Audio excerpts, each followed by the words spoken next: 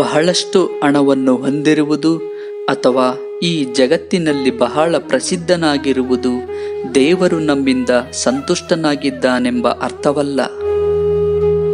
ಶ್ರೀಮಂತಿಕೆ, ಖ್ಯಾತಿ ಇವೆಲ್ಲವೂ ಇರುವುದರಿಂದ ದೇವರ ದೃಷ್ಟಿಯಲ್ಲಿ ನಾವು ಹೆಚ್ಚಿನವರು ಎಂದು ಹೇಳಲಾಗುವುದಿಲ್ಲ. ಕೆಲವೊಮ್ಮೆ ಇವುಗಳನ್ನು ನೀಡಿ ಅವನು ನಮ್ಮನ್ನು ಪರೀಕ್ಷಿಸುತ್ತಾನೆ. ಇನ್ನು ಕೆಲವೊಮ್ಮೆ ಇವುಗಳನ್ನು ತೆಗೆದುಕೊಂಡು ಕೂಡ ಪರೀಕ್ಷೆ ಮಾಡುತ್ತಾನೆ. ಸಿರಿವಂತಿಕೆಯಾಗಲಿ ಬಡತನವಾಗಲಿ ಎರಡರಲ್ಲೂ ಸಮಾನವಾಗಿ ದೇವರನ್ನು ಸ್ಮರಿಸುವವನ ಜೊತೆಗೆ ಖಂಡಿತವಾಗಿಯೂ ದೇವರ ಪ್ರಸನ್ನತೆ ಇದೆ.